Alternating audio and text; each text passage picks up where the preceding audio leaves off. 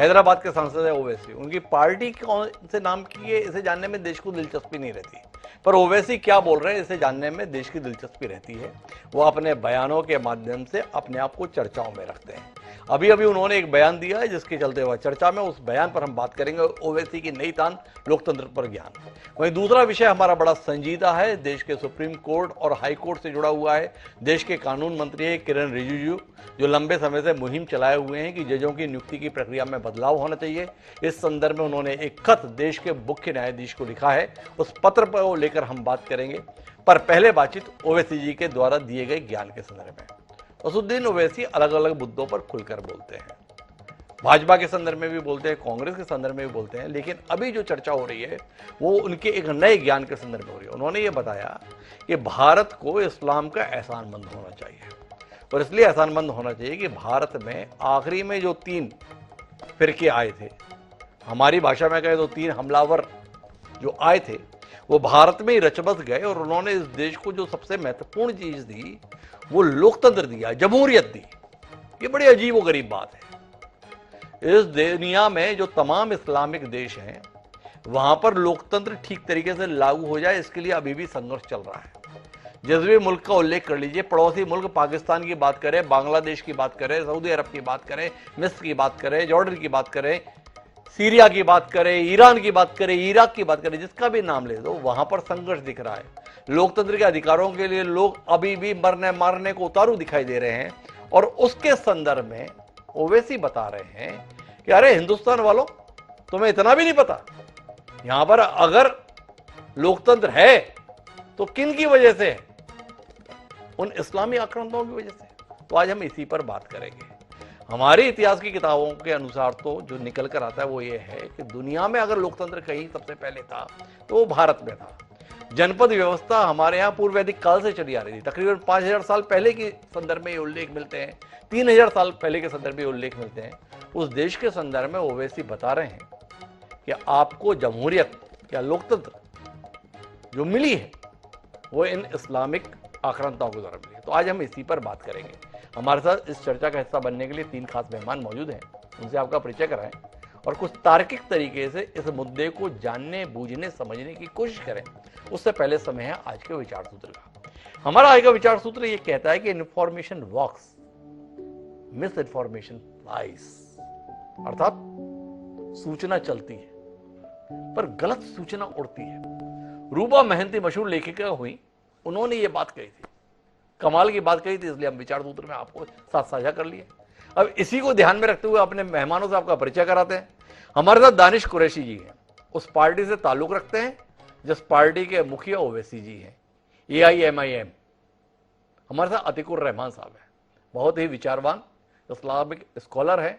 समय समय पर जब हम ऐसी जटिलताओं में फंसते हैं तो हमारी उलझने सुलझाने के लिए अतिकुर रहमान साहब ही हमारा सहयोग करते हैं, वह हमारे साथ हैं। और साथ ही हमारे साथ प्रसिद्ध संघ विचारक, पूर्व सूचना आयुक्त मध्य प्रदेश जयकिशन शर्मा जी हैं, वरिष्ठ पत्रकार हैं, वह भी हमारे साथ हैं। चर्चा की शुरुआत दानिश कुरैशी जी से करेंगे, लेकिन उससे पहले हम ओवैसी जी के बयान का कुछ हिस्सा सुनेंगे। क्या कह रहे हैं ओवैसी, सुनिए। माने जो इस मुल्क में आखिरी 3 कारवान आए थे वो इस्लाम के थे, जो यहां पर आए और यहां पर बस गए। फिर कहने वाले ने कहा कि जिस तरह गंगा और यमुना मुख्तलिफ इलाकों से निकलते हैं, मगर कुदरत की वजह से, कुदरत के कानून की वजह से वो जब मिलते हैं तो उसको संगम कहते हैं। और फिर कहने वाले ने कहा कि we brought our treasures with us, हमने अपने खजानों को लेकर आया यहां पर। भारत में भी थे, लाकीमत खजाने थे। हम इस मुल्क ने ये अपने बंद दरवाजे खोल दिए और हमने उसको सब कुछ दिया।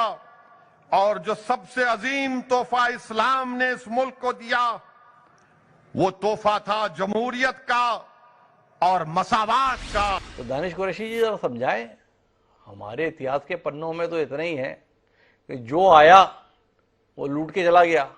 आखिरी के समय में बात करें तो एक अहमद शाह अब्दाली आया था, एक नादिर शाह आया था, कोहिनूर तक लूट के ले गया। ये कौन आया था? जो खजाना यहां पर देकर चला गया। हमें पता ही नहीं चला दानिश कुरैशी जी।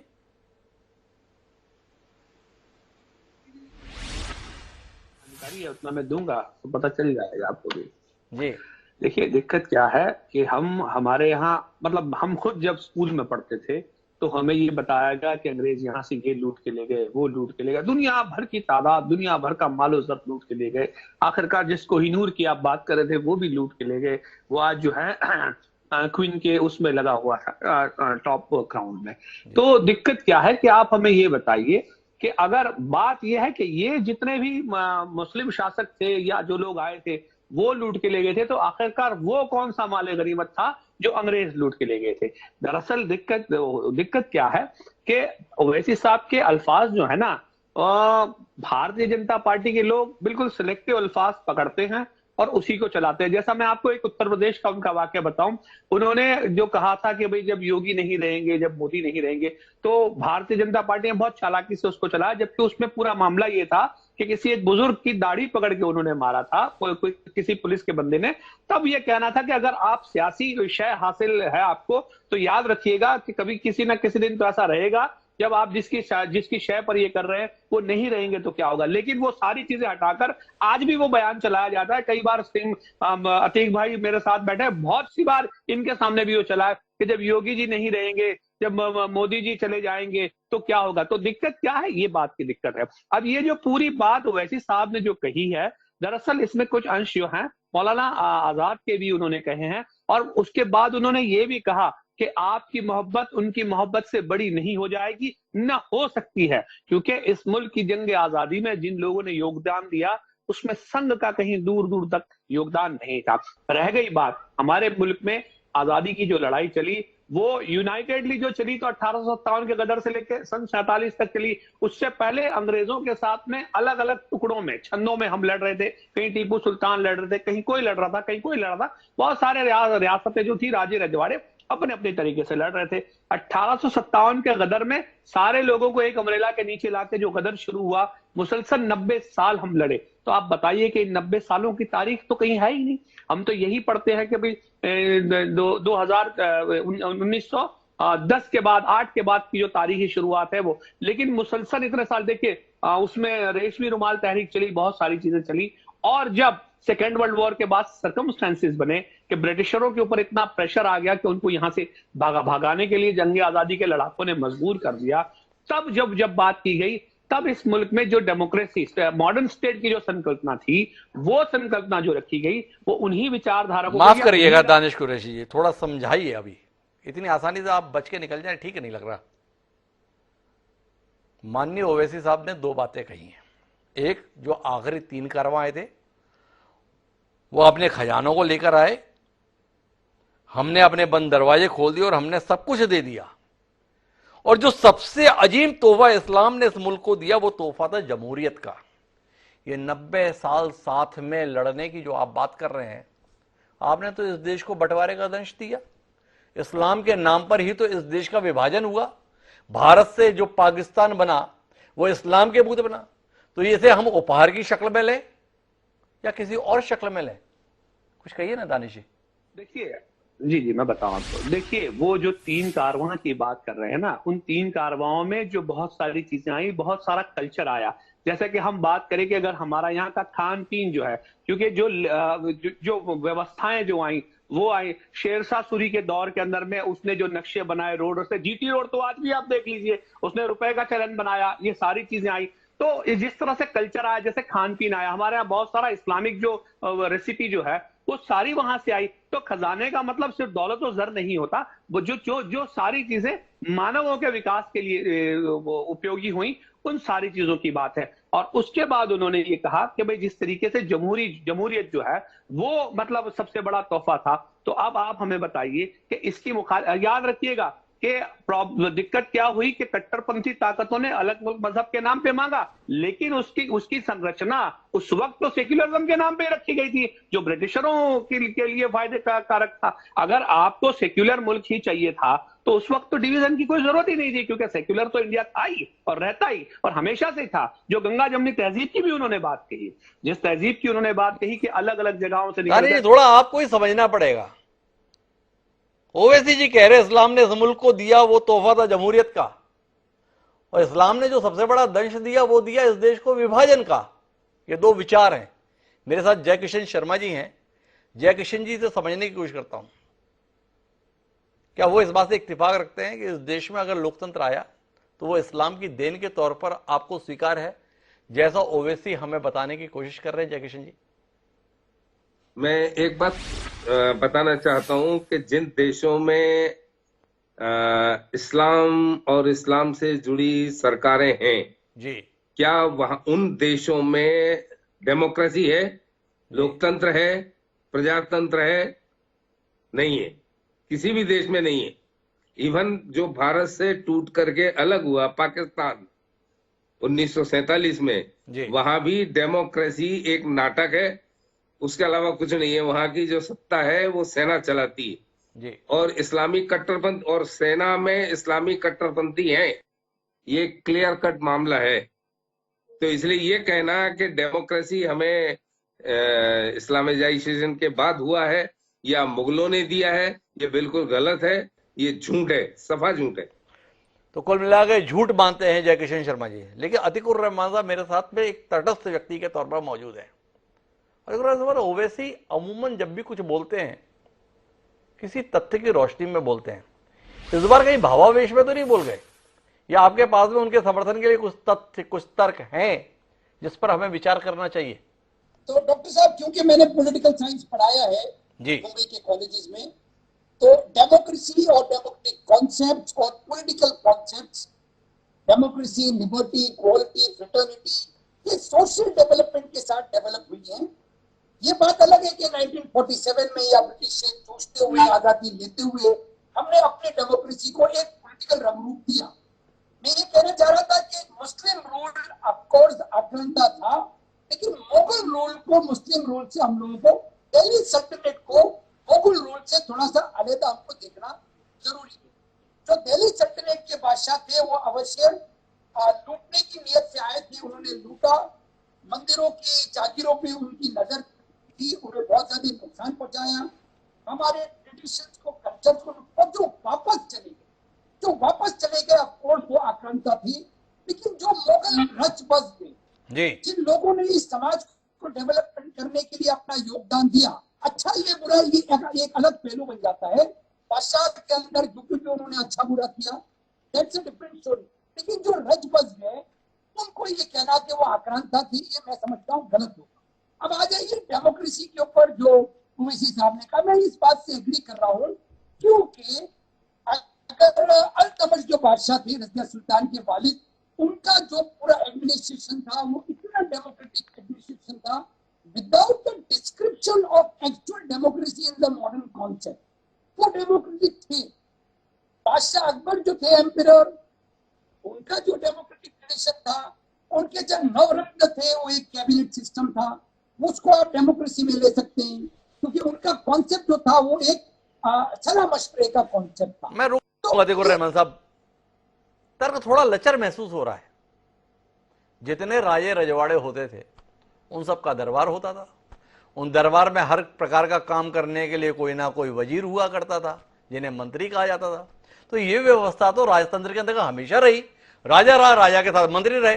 अखबार के नवरत्न अगर उन्हें पुकारते हैं तो इसलिए वो लोकतंत्र का पर्याय हो गए। थोड़ा दलील ना समझ में आने वाली है, थोड़ा समझाइए ना। जी डॉक्टर साहब, कोशिश करता हूँ। देखिए, जय किशन जी ने जो बात कही कि इस्लाम के साथ में जो पाकिस्तान का आज डेमोक्रेसी है, या एक खराब किस्म का डेमोक्रेसी को डिस्क्राइब करते हैं, या अरब मुल्कों के अंदर कोई डेमोक्रेसी नहीं है, मैं समझता हूँ ये तुलना बिल्कुल गलत है। जी इसलिए गलत है कि आज का जो नेशन स्टेट सिस्टम है, उस नेशन स्टेट सिस्टम को तो अरब ममालिक या पाकिस्तान या अफगानिस्तान, तालिबान, ये पूरी तरह से यूएन ह्यूमन राइट्स चार्टर के तहत नहीं है। इनको तो एबॉलिश कर देना चाहिए। इनको तो जो कमिटी ऑफ नेशन है, इसका भी पार्ट एंड पार्टनर बनाए रखना, मैं समझता हूँ यूएन किस तरह से बर्दाश्त करता है ये हमारी समझ के बाहर है। तो इस्लामिक अगर डेमोक्रेसी की बात हो रही है डॉक्टर साहब, तो डेमोक्रेसी तो इनहेरेंट है इस्लाम के अंदर, डेमोक्रेसी तो इनहेरेंट है। डेमोक्रेसी को हम कैसे मान लें कि इस देश के संदर्भ में डेमोक्रेसी इस्लाम की देन है? हमारे इतिहास बताता है कि लिच्छवी गणराज्य हुआ करता था हमारे यहां 3000 साल पहले, उसकी परिषद थी 7070, उसमें जो है सदस्य हुआ करते थे जो अपने जनपद के संदर्भ में फैसले लिया करते थे। आज उस देश में यह बताया जा रहा है कि 400 साल 600 साल 800 साल पहले जो लोग आए उन्होंने इस देश में लोकतंत्र स्थापित किया, या लोकतंत्र इस देश में आया तो उनकी बदौलत आया? सवाल तो है। एक बार फिर मैं वापस दानिश जी के पास जाना चाहता हूं और दानिश जी आपसे समझना चाहता हूं, अगर हिंदुस्तान पे इतनी मेहरबानी इस्लाम की हुई तो जयकिशन जी सवाल उठा रहे हैं जहां इस्लामिक सत्ता राज कर रही है, जो अपने आप को इस्लामिक देश बताते हैं, वहां पर यह लोकतंत्र पानी क्यों मांग जा रहा है? क्यों सांसें फूली पड़ी हुई हैं? थोड़ा इस विषय में बताइए ना दानिश जी। हमारा तो एहसानमंद होना आपने बता दिया, हम एहसानमंद हैं। देखिए इधर क्या डॉक्टर हुआ? साहब, मैं आपको एक बात बताऊं, हम अगर एशिया की ही बात की जाए तो बहुत सारे मुल्क ऐसे हैं जहां जमहूरियत है, लेकिन दिक्कत क्या है, इस संघ और उसके एफिलेटेड लोग जो है ना, उनको जब भी इस्लामिक के नाम पे अगर कोई मुल्क याद आता है तो सबसे पहला नाम निकल के आता है उनका पाकिस्तान, ठीक है। लेकिन इसी एशिया खंड की अगर बात की जाए तो आप देख लीजिए, हमारे यहाँ ये इंडोनेशिया है और उसके बगल में 2-3 मुल्क हैं, यहाँ बांग्लादेश भी है। बांग्लादेश के अंदर में अगर जुडिशियल सिस्टम को वो कर दिया जाए एक्सक्लूड, तो उसके अलावा का तो सारा निजाम जो है वो अपने तौर से एक तरीके से जमहूरियत निजाम है। लेकिन सबसे बड़ी बात क्या है कि हम जब बात करते हैं डेमोक्रेसी की, हम इंडिया की बात करते हैं, इंडिया भारत की बात करते हैं, तो हम अपने मुल्क की बात करते हैं। जो कि 47 में जो लोग अलग हो गए, जिनका आधार कट्टरता थी, और शुरुआत में आपने एक बात कही थी कि भाई मजहब के आधार पर या धर्म के आधार पर उसका बंटवारा किया, नहीं, दरअसल पाकिस्तान बनने के पीछे की जो कट्टर सोच थी, उन्हीं लोगों ने मजहब को आधार बनाकर उसका एक निर्माण के लिए जो मतलब एक आग जलाई, जिस आग की चपेट में बहुत सारे उस वक्त अनडिवाइडेड हिंदुस्तान के हिंदुस्तानी आए, दोनों तरफ के, उधर के भी आए इधर के भी आए, और चंद लोग थे जिन्हें अपनी ये भूख संतोष नहीं थी, जो मतलब एक तरीके से वाइसरॉय या एकदम सुप्रीम जो बनना था उनको, जिन्ना जैसे लोगों की बदौलत ये सारी चीजें हुई। इसमें आप देख लीजिए, अगर जिन्ना का किरदार को देखने की बात की जाए तो अतीकुर रहमान साहब यहाँ हैं, शायद संघ समर्थक हमारे जयकिशन साहब भी हैं। अगर किसी ने भी पढ़ा होगा तो उसकी लाइफस्टाइल आप देख लीजिए, जितने भी इस्लाम में हराम चीजें बताई गई उन सारी चीजों का सेवन करते थे वो। उसके बावजूद भी पाकिस्तान के हक में यही कहा जाता है कि धर्म के आधार पर बना, जो कि हकीकत है। जो खुद तो मुसलमान नहीं थे कहने के लिए ना दिखाने के लिए, लेकिन उन्होंने लोगों को इस तरह चलाया।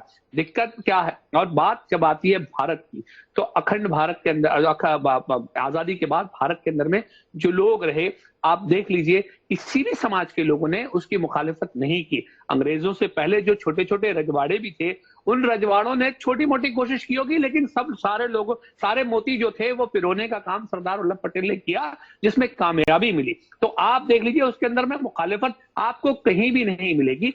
और जो मैं आपको कहता हूं कि जो रिलीजियस ऑर्गेनाइजेशन उस वक्त की थी, जमीयत उलमा हिंद, जो अम्ब्रेला ऑर्गेनाइजेशन कही जाती थी, मॉडर्न स्टेट संकल्पना का प्रपोजल नहीं कहा जाए, लेकिन एक तरीके से समर्थन तो उसी ने किया ही था इस बात को लेकर के। जो वो दौर था जब अंग्रेज से लड़के हम आजादी पा रहे थे, उसके पहले की हुकूमतें थी। तो ये सारी चीजें होने के बावजूद भी डेमोक्रेसी का एक्सेप्टेंस मॉडर्न दानिश कुरैशी जी समझाने ही जा रहे हैं कि जो पाकिस्तान बना वो कट्टरता के चलते बना, उसमें इस्लाम का कोई योगदान नहीं है। और सवाल ये, वो कट्टरता जो थी वो थी इस्लाम के नाम पर ही। तो हम उस आजादी में इस्लाम के दंश को याद करें, या ओवैसी साहब जो समझा रहे हैं कि हमको एहसानमंद होना चाहिए इस्लाम का, कि लोकतंत्र अगर इस देश में आया तो वो इस्लाम के कारण आया, इस बात को माने। मैं जयकिशन जी आपके पास में थोड़ा इसके व्यापक स्वरूप पे बात करना चाहता हूं।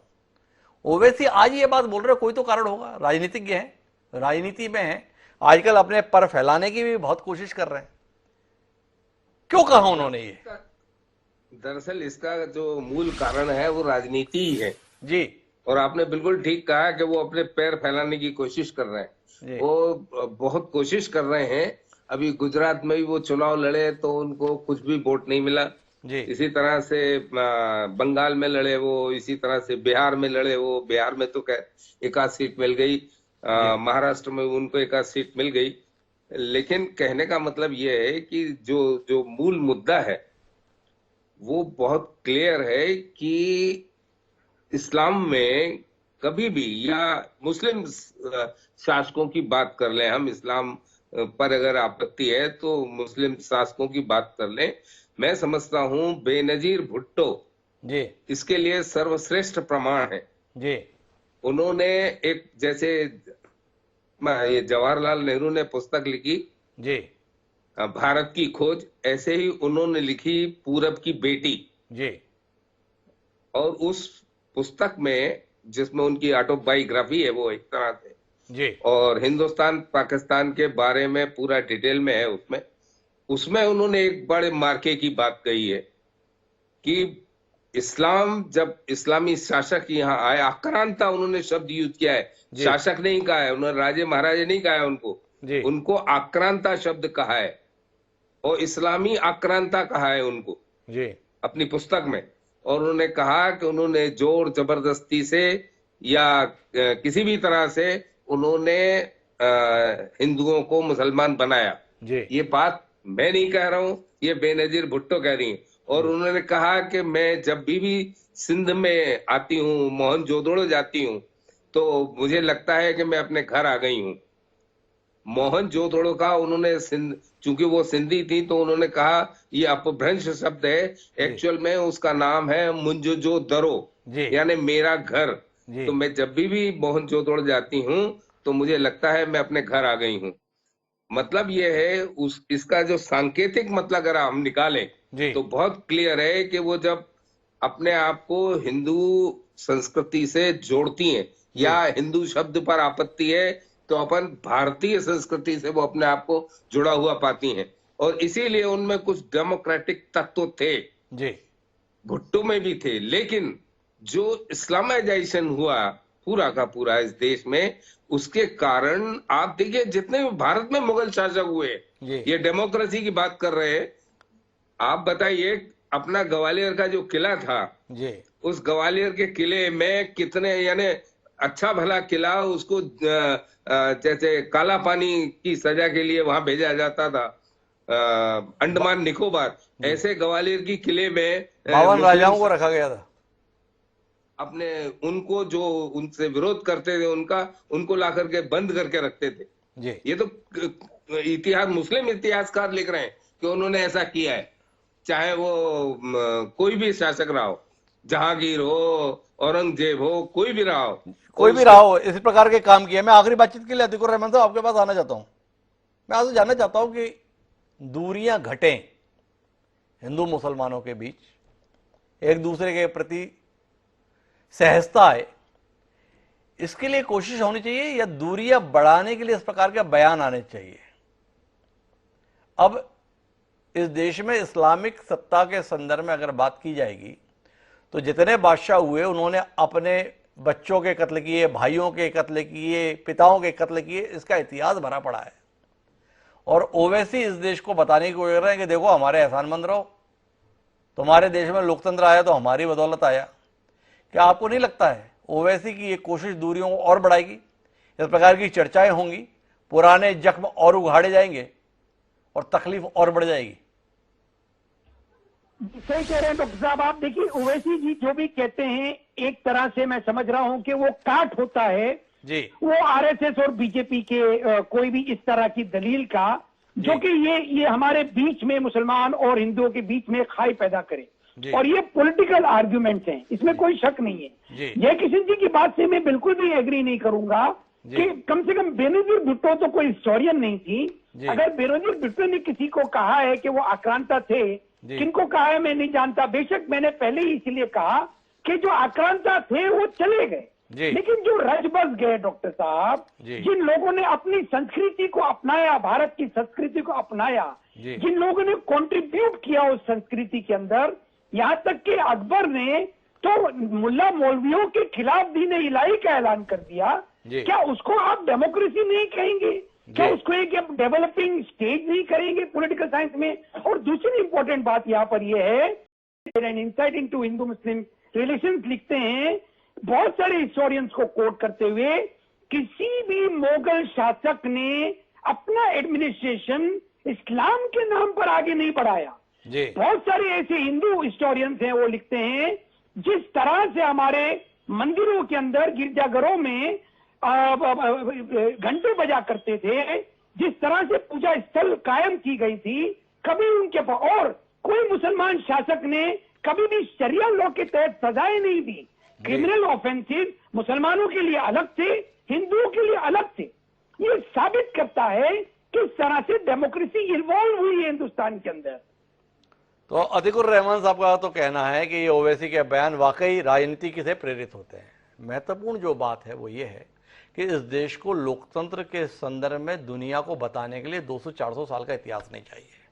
ओवैसी को इतिहास नए सिरे से पढ़ना चाहिए। दुनिया में अगर लोकतंत्र के संदर्भ में कोई उदाहरण मिलता है तो सबसे पहले भारत के संदर्भ में मिलता है, और वो उदाहरण 5000-7000 साल पुराना भी मिलता है।